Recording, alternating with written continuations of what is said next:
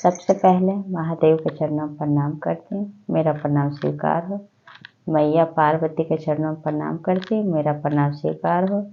कार्तिक गणेश दोनों भैया के चरणों में प्रणाम करती हूँ, मेरा प्रणाम स्वीकार हो। आप सभी गुरु भाई बहन के चरणों में प्रणाम करती हूँ और महादेव से दया मांगती हूँ कि हे महादेव, मेरे जितने गुरु भाई बहन हैं उनके जितने काम रुके हुए हैं वो पूरे हो जाए। महादेव दया कीजिए। आज मैं आप लोग जो कथा सुनाने जा रही हूँ, एक मोची और उसके बेटे बहू की कथा सुनाने जा रही हूँ। कथा बहुत सुंदर है, शुरू से अंत तक सुनिएगा। अब कथा अच्छा लगे तो मैं वीडियो को लाइक कीजिएगा, चैनल को सब्सक्राइब कीजिएगा, कमेंट बॉक्स में हर हर महादेव जरूर लिखिएगा, दोस्तों में यारों में शेयर कीजिएगा। अब महादेव का कोई भी चर्चा आधा अधूरा नहीं सुनना चाहिए। आधा अधूरा सुनने से एक तो ज्ञान नहीं होता है और पूरा, और महादेव का अपमान होता है। पूरा सुनने से उसका रहस्य पता चलता है। चलिए ज़्यादा बात करते हुए सुंदर से कथा शुरू करती हूँ। एक गांव में एक मोची रहता था। मोची बेचारा बहुत गरीब था। उसके घर में एक मोची, उसकी पत्नी, उसका एक ही बेटा था। जूता चप्पल सिल के और अपना जैसे तैसे गुजर बसर करता था।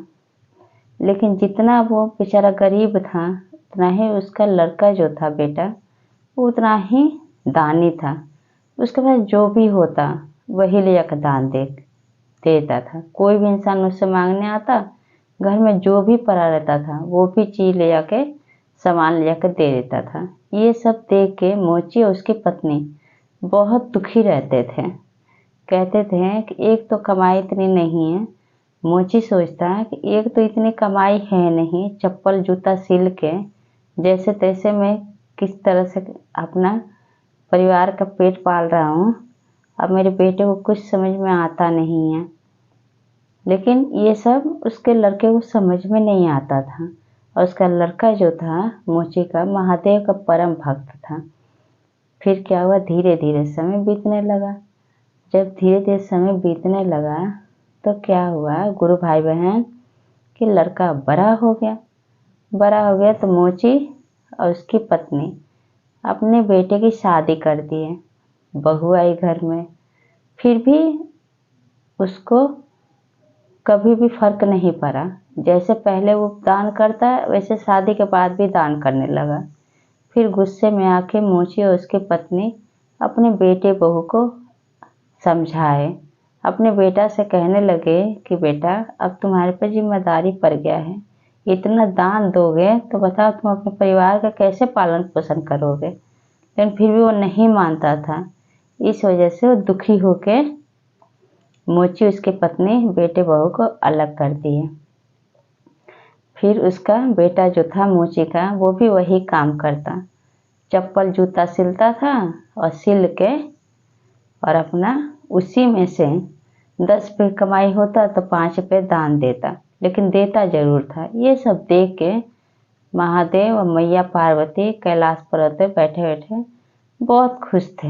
इतना उसकी भक्ति से, उसका दान पुण्य करने से इतना खुश थे कि एक दिन महादेव खुद एक साधु के रूप में चल के उस मोची के लड़के के पास आए जहाँ चप्पल और जूता सिल रहा था।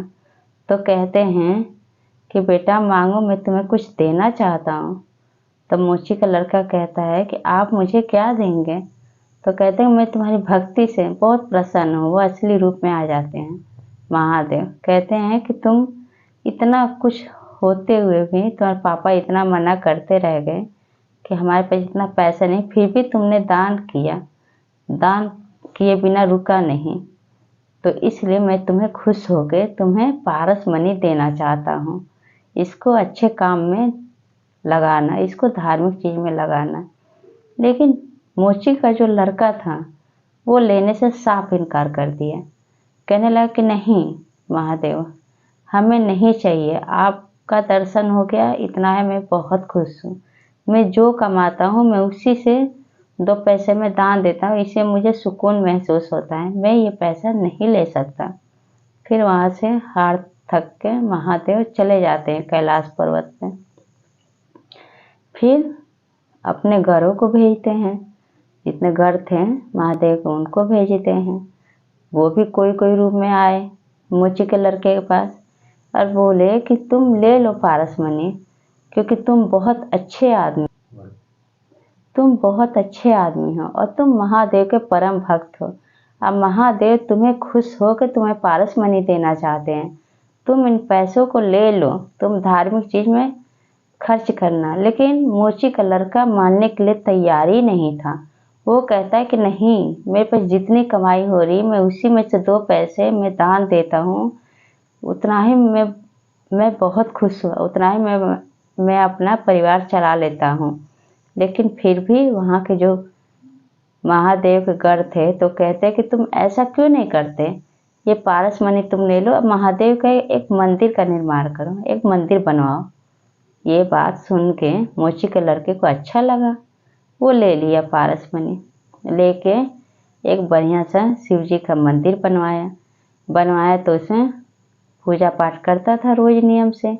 अब इस बात का खबर उस गांव के एक पंडित को पता चल जाता है। जब पंडित को पता चलता है कि मोची का लड़का यहाँ पे शिव जी का मंदिर बनवाया है, तो वो जाके उसी नगर के राजा थे उनसे जाके कहता है पंडित कि देखिए छोटी जाति होके और शिव जी का मंदिर बनवाया है। राजा बुलाते हैं मोची के लड़के को और कहते हैं कि बताओ तुमने शिव जी का मंदिर बनवाने की कैसे जुल्लत की, तुम हो छोटे जात। क्योंकि गुरु भाई बहन पहले के लोग जो थे तो छोटे जाति को मंदिर में नहीं घुसने देते थे।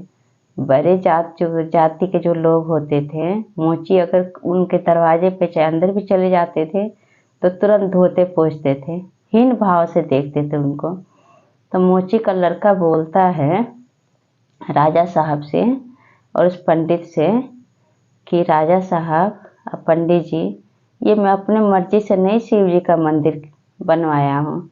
मेरे पास खुद चल के महादेव आए थे, अपने घर को भेजे थे, अब मुझे पारस मणि दिए थे।